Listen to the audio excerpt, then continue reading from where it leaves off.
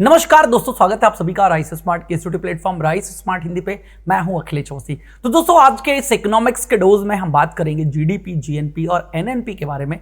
Total जो भी concept हैं आपके सब समझ में आ जाएगा। जीडीपी क्या होती है, जीएनपी क्या होती है, एनएनपी क्या होती है और कैसे इनका कैलकुलेशन किया जाता है, क्योंकि आप जीडीपी, जीएनपी, एनएनपी में हमेशा कंफ्यूज रहते हैं। तो बेसिकली जो टॉपिक है इंपॉर्टेंट सभी एग्जामिनेशंस के लिए है। कॉन्सेप्ट को एक बार समझ जाइए, उसके बाद तो कॉन्सेप्ट क्या है, कॉन्सेप्ट इज द किंग। अगर आपको आ गया देन फिर उससे संबंधित कोई भी प्रश्न आपका एग्जाम में आप सॉल्व कर लेते हैं। जल्दी से जल्दी वन बाय वन समझते हुए चलते हैं। सबसे पहले बात करते हैं दोस्तों यहाँ पर जीडीपी के बारे में। क्या होती है जीडीपी, पहले फुल फॉर्म जान लीजिएगा। इसको बोलते हैं ग्रॉस डोमेस्टिक प्रोडक्ट। क्या बोलते हैं? Gross domestic product. जब ये शब्द आपके सामने आए, क्योंकि ये शब्द मोस्ट इंपॉर्टेंट है, अक्सर एग्जामिनेशन में जीडीपी के बारे में पूछा जाता है और अखबार आजकल जो आप दैनिक अखबार पढ़ते हो ना, उसमें भी जीडीपी के बारे में बहुत चर्चाएं की जाती हैं। तो फुल फॉर्म हमें पता लग गया। हिंदी में इसे कहते हैं दोस्तों सकल घरेलू उत्पाद। क्या बोलते हैं? सकल घरेलू उत्पाद बोलते हैं इसे। अब आगे बात समझते हुए चलिएगा। जब भी आपके सामने जीडीपी की बात आए, एक शब्द अपने दिमाग में हमेशा आपको रखना है, वो है बाउंड्रीज। क्या है? बाउंड्रीज, यानी कि देश की सीमाएं। देश की सीमाएं। तो हमारे देश की जो भी सीमाएं हैं, ऐसे समझ लीजिएगा। मैं एग्जांपल के तौर पे आपको बताता हूं। ईस्ट, वेस्ट, नॉर्थ और साउथ, ये चारों तरफ की जो भी सीमाएं हमारे देश की हैं, इन सीमाओं के अंतर्गत जितना भी गुड्स एंड सर्विसेज प्रोड्यूस किया जा रहा है, गुड्स एंड सर्विसेज प्रोड्यूस किया जा रहा है, इसके कुल मूल्य को, यानी कि इसकी जो भी टोटल वैल्यू होगी, उस टोटल वैल्यू को हम जीडीपी के नाम से जानते हैं। जब बात जीडीपी की हो रही हो, तब देश की बाउंड्रीज की बात हो रही है। हम यहां पर सेग्रीगेट नहीं करते हैं कि वो इंडियन कंपनी प्रोड्यूस कर रही है या वो कोई फॉरेन कंपनी प्रोड्यूस कर रही है।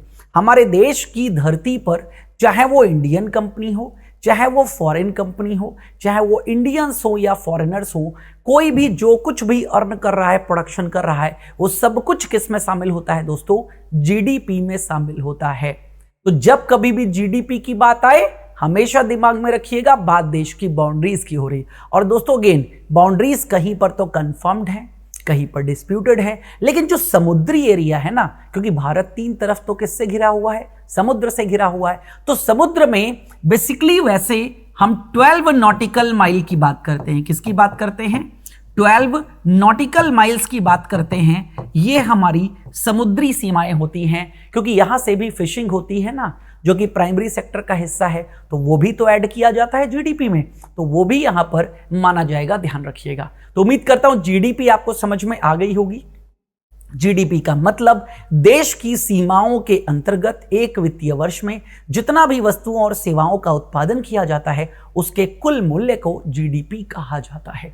भारत की जीडीपी नंबर ऑफ ऑर्गेनाइजेशंस पता लगाती हैं। क्या है देश की जीडीपी, हम इसके बारे में भी चर्चा करेंगे आपसे। तो ये अपडेटेड जीडीपी लिस्ट है। अभी हाल ही में किस संस्था ने भारत की कितनी जीडीपी बताई है, और यहां पर FY25 का मतलब है वर्ष 2024-25 की बात हो रही है। FY26 का मतलब है वर्ष 2025-26 की बात हो रही है। तो ये आप देख सकते हैं, डेलॉयट इंडिया ने बताया 6.6%, IMF यानी कि इंटरनेशनल मॉनेटरी फंड ने देश की जीडीपी बताई है 6.8% 25 की और 6.5% 26 की। UNCTAD United Nations conference on trade and development, इसने 6.5 बताई है, लेकिन FY24 का मतलब है हम 2023 और 24 के बारे में बात कर रहे हैं। मूडीज एनालिटिक्स ने इंडिया की जीडीपी बताई है 6.1% FY24, फिर अगेन 23-24 की बात हो रही है। एडीबी यानी कि एशियन डेवलपमेंट बैंक की बात करें तो 7.6% बताई है FY24 की, 7% बताई है FY25 यानी कि 2024-25, 7.2% बताई है FY26 यानी कि 2025-26। वर्ल्ड बैंक, विश्व बैंक ने भारत की जीडीपी क्या बताई है? 7.5% है FY24 की, 6.6% है FY25 की और 6.5% है FY26 की। तो सेम एज S&P के बारे में यानी कि स्टैंडर्ड एंड पुअर्स के बारे में जान लीजिएगा। 7.6% FY24, 6.8% FY25। CRISIL credit rating information and services of India limited, इसने 6.8% बताई FY25 की। मॉर्गन स्टैनले की बात करें तो 6.8% FY24 की बताई है और 6.8% ही बताई है FY25 की। OECD organisation of economic cooperation and development की बात करें, जिसका हेडक्वार्टर पेरिस फ्रांस में है, 6.6%। तो जीडीपी पर ही सारी चीजें काउंट की जाती हैं। जीडीपी को इंडिया की ग्रोथ रेट कहा जाता है। जीडीपी अगर देश की बढ़ रही है तो इसका मतलब यह है कि यस, देश में प्रोडक्शन बढ़ रहा है, और प्रोडक्शन बढ़ने का मतलब है देश में डिमांड बढ़ रही है, और जिस देश में डिमांड बढ़ रही है वही लोग बिजनेस करने के लिए आते हैं, यानी कि हमारे देश के लिए अच्छा है। अब बात करते हैं दोस्तों इसके बाद जीएनपी की। जीएनपी, जिसको हम फुल फॉर्म है इसका gross national product, gross national product हम बोलते हैं इसको, ठीक है। हिंदी में बात करें तो सकल राष्ट्रीय उत्पाद, सकल राष्ट्रीय, ठीक है, सकल राष्ट्रीय उत्पाद बोलते हैं इसे, जीएनपी, ग्रॉस नेशनल प्रोडक्ट। अब जैसे जीडीपी में आपने एक शब्द का ध्यान रखा, वो है बाउंड्रीज, ऐसे जीएनपी में आपको एक शब्द का ध्यान रखना है, वो है दोस्तों इंडियन, यानी कि भारतीय, इंडियन, भारतीय। ये कुछ क्लू हैं जो आपको ध्यान में रखने हैं, जिससे कभी भी आप इसका मतलब नहीं भूलोगे। तो अब जीएनपी में क्या होता है, जीएनपी में देश की जितनी भी कंपनियां हैं, यानी कि इंडियन कंपनीज, वो चाहे इंडिया में गुड्स एंड सर्विसेज का प्रोडक्शन कर रही हों या विदेश की धरती पर गुड्स एंड सर्विसेज का प्रोडक्शन कर रही हों, यानी कि यहां पर हम बाउंड्री की बात नहीं करेंगे, हम दोनों की बात करेंगे। हम इंडिया की भी बात करेंगे और अब्रॉड की भी बात करेंगे, अब्रॉड की भी बात करेंगे, जो चाहे भारत में उत्पादन हो रहा हो या भारत के बाहर, लेकिन कर कौन रहा है, सिर्फ और सिर्फ इंडियंस, सिर्फ और सिर्फ भारतीय कंपनियां। तो जब उसकी वैल्यू को ऐड करेंगे तो ये जो भी वैल्यू ऐड होकर के आएगी, ये क्या कहलाएगी, जीएनपी कहलाएगी। लेकिन अगर हमें जीडीपी की वैल्यू पता है तो भी हम जीएनपी की वैल्यू निकाल सकते हैं। कैसे निकालेंगे समझिएगा बहुत अच्छे से। जीडीपी से आपको एक चीज माइनस करना है, जीडीपी, ठीक है, जीडीपी प्लस, ठीक है, ये आता है एक्स माइनस एम, यानी कि एक्सपोर्ट माइनस इंपोर्ट बोलते हैं इसे। इसका मतलब समझिएगा, देखिए जीडीपी में एक कौन सी इनकम है जो आपको डिडक्ट करनी है। जीडीपी में हमने अपनी धरती पर जो विदेशी कंपनियां प्रोडक्शन कर रही हैं उसको भी जोड़ा था, उसको माइनस कर दीजिए जीडीपी से, और क्या जोड़ दीजिए, विदेशों में जो भारतीय कंपनियां प्रोडक्शन कर रही हैं उनके प्रोडक्शन को ऐड कर लीजिए। तो इससे आपको क्या मिल जाता है, इससे भी आपको जीएनपी की वैल्यू मिल जाती है। और जीडीपी और जीएनपी उस देश की बराबर होती है जिस देश में कोई इंपोर्ट एक्सपोर्ट नहीं होता है, और जिस देश का कोई इंपोर्ट एक्सपोर्ट नहीं आता है वो सब क्लोज्ड इकोनॉमी में काउंट होते हैं। किस में काउंट होते हैं, क्लोज्ड इकोनॉमी में काउंट होते हैं, यानी कि बंद अर्थव्यवस्था उनको कहा जाता है।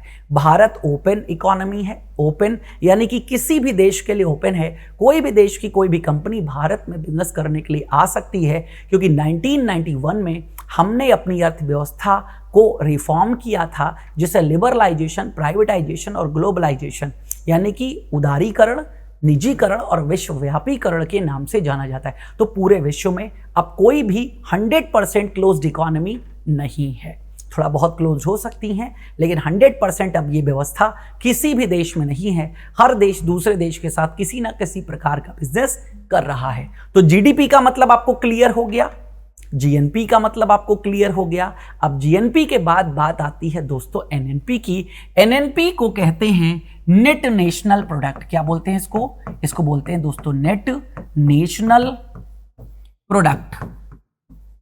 नेट नेशनल प्रोडक्ट का मतलब है शुद्ध राष्ट्रीय उत्पाद। क्या बोलते हैं इसको, शुद्ध राष्ट्रीय उत्पाद। ये थोड़ा सा यहां पर स्पेल मिस्टेक हो गया है, मतलब हिंदी में लिखना जो है, चलो मैं सही से लिख देता हूं इसको, शुद्ध राष्ट्रीय उत्पाद बोलते हैं इसे, राष्ट्रीय उत्पाद बोलते हैं। अब समझिएगा जीएनपी की वैल्यू से, जीएनपी की जो वैल्यू निकल करके आती है उससे डेप्रीसिएशन की वैल्यू को माइनस कर दीजिए।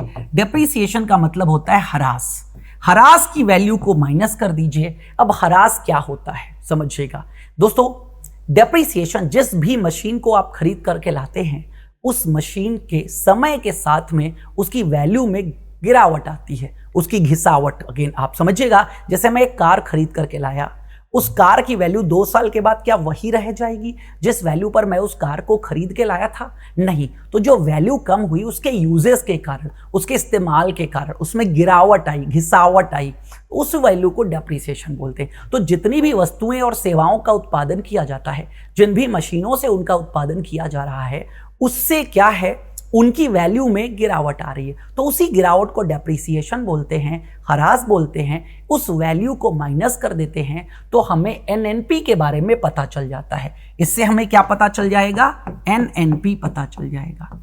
अब एनएनपी फैक्टर कॉस्ट पर अगर निकालनी हो, एनएनपी एट फैक्टर कॉस्ट, यही हमारे देश की नेशनल इनकम कही जाती है। बट एनएनपी फैक्टर कॉस्ट कैसे निकल करके आती है वो भी बहुत शॉर्ट में सुन लीजिएगा, मैं आपको बता देता हूं। एनएनपी फैक्टर कॉस्ट निकालने के लिए हमें एनएनपी लेनी होती है मार्केट प्राइस पर, ठीक है। एनएनपी मार्केट प्राइस माइनस करना होता है हमें इनडायरेक्ट टैक्सेस को, इनडायरेक्ट टैक्सेस, और प्लस करना होता है दोस्तों सब्सिडीज को। इनडायरेक्ट टैक्सेस तो माइनस करेंगे ही करेंगे, ठीक है, और प्लस क्या करेंगे दोस्तों? सब्सिडीज। सब्सिडीज, अब इसमें कुछ शब्द हैं जो मैं आपको फिर से क्लियर कर देता हूं। इनडायरेक्ट टैक्सेस का मतलब है अप्रत्यक्ष कर, जैसे जीएसटी वगैरह बिजनेस वगैरह देते हैं ना, तो अगेन इनडायरेक्ट टैक्सेस की वैल्यू क्योंकि मार्केट प्राइस ले रहे हैं तो इसमें ऐड होती हैं, माइनस कर देते हैं। सब्सिडीज की वैल्यू को ऐड किया जाता है क्योंकि सब्सिडीज एमआरपी में शामिल नहीं होती हैं, और ये वो वैल्यू है जो फैक्टर को पेमेंट दिया जा चुका है। फैक्टर्स क्या होते हैं? 4 फैक्टर्स होते हैं जिसको बोलते हैं लैंड, लेबर, कैपिटल और एंटरप्रेन्योर। ध्यान रखिएगा। तो ये 4 फैक्टर्स को जो अमाउंट दिया जाता है, जैसे लैंड के लिए हम क्या इस्तेमाल करते हैं, मैं आपको बता देता हूं, याद रखिएगा। फैक्टर्स ऑफ प्रोडक्शन, ये होता है लैंड, लेबर, ठीक है, कैपिटल और एंटरप्रेन्योर। इन सबको एक वैल्यू हम देते हैं। लैंड के लिए हम रेंट की बात करते हैं, लैंड के लिए हम रेंट की बात करते हैं, लेबर के लिए वेजेस की बात करते हैं, कैपिटल के लिए इंटरेस्ट की बात करते हैं, और एंटरप्रेन्योर के लिए प्रॉफिट की बात करते हैं। तो इन चारों की वैल्यू को फैक्टर कॉस्ट कहा जाता है। तो अगेन इस तरीके से जो वैल्यू निकल करके आती है वही देश की नेशनल इनकम कहलाती है, ध्यान रखिएगा। और ये नेशनल इनकम, ये याद रखिएगा, ये एक प्रकार का फ्लो कॉन्सेप्ट है। कैसा कॉन्सेप्ट है? फ्लो कॉन्सेप्ट है, फ्लो कॉन्सेप्ट है। इस बात को अपने दिमाग में रखिएगा। तो उम्मीद करता हूं जीडीपी, जीएनपी और एनएनपी के बारे में शॉर्ट में आपको जो कुछ जानना चाहिए था मैंने आपको बता दिया है। फिर भी अगर कोई आपकी क्वेरी रह गई हो, कोई आपका डाउट हो, तो आप बिल्कुल बेझिझक हमसे पूछ सकते हैं। कमेंट सेक्शन में कमेंट करके पूछ लीजिएगा। और अगेन इकोनॉमिक्स की नंबर ऑफ क्लासेस आपको वीडियो सेक्शन में मिल जाएंगी। और अगेन करंट अफेयर्स के लिए आप हमारे साथ जुड़ सकते हैं डेली सुबह 8 बजे इसी चैनल पर। मैं ही करंट अफेयर्स आपको पढ़ाता हुआ मिल जाऊंगा। Then thank for watching rice smart Hindi. आपका दिन शुभ हो। Thank you.